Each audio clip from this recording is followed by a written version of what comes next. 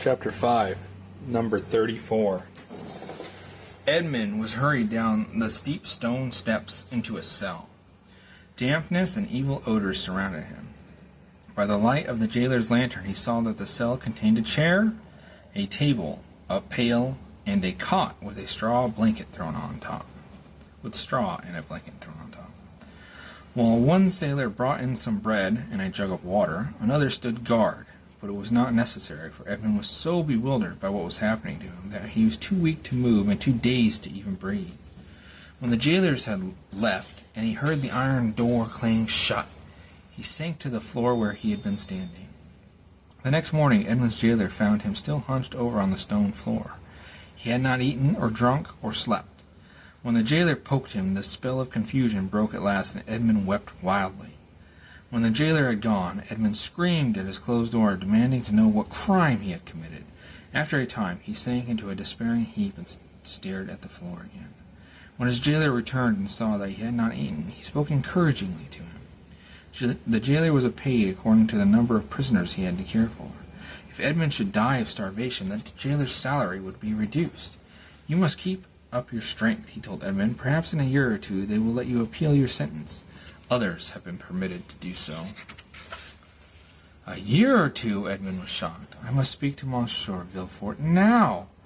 "Listen, please. I will pay you to take a message to him, and another one to a young girl called Mercedes in Versailles." The jailer laughed loudly. "I would be fired if I were caught carrying messages for prisoners," he explained.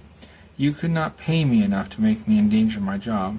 There is one prisoner here, a mad priest, who frequently offers me 1,000,000 francs to help him."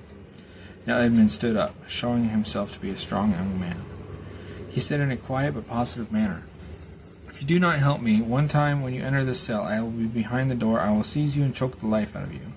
At this, the jailer ran from the cell. He returned a few minutes later with 6 soldiers, all armed with guns. The soldiers forced Edmund from the cell and thrust him into a dungeon at the end of a dark corridor. There, Edmund closed his eyes and wondered if he were going mad. The days and nights passed slowly for Edmund. His jailers hardly spoke to him, and they never used his name. He was known simply as Number 34, for that was the number of his dungeon. Starved for conversation, Edmund begged his jailer for a few words, but the man merely shook his head no, put down the day's meal, and did not even glance at Edmund.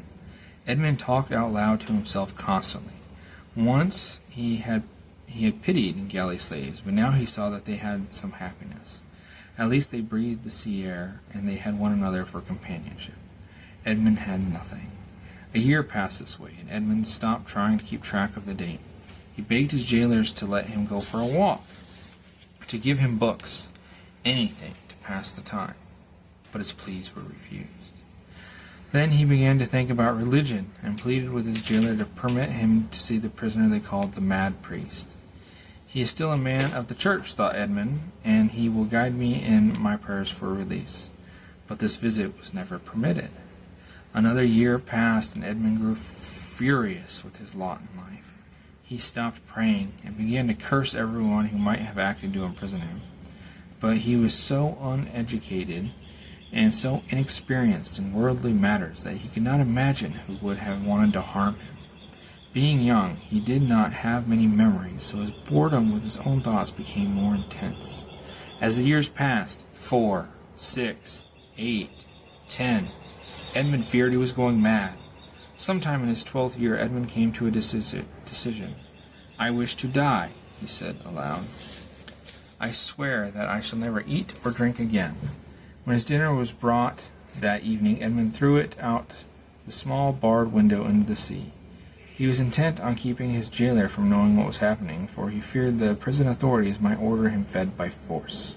For a whole week he threw out his food and drink, but the lack of water quickly sickened him. As Edmund grew weaker and weaker, it was all he could do to totter to the window and empty out his dish and mug. His jailer saw his weakness and thought he must be wasting away from some terrible illness. Finally, one evening, Edmund felt sure his end was near. He was almost happy as he drifted into a kind of twilight of half sleeping and half waking. Silently, he blessed his father and Mercedes. His breathing grew more and more shallow. In another hour, the suffering and the life of Number 34 would be over.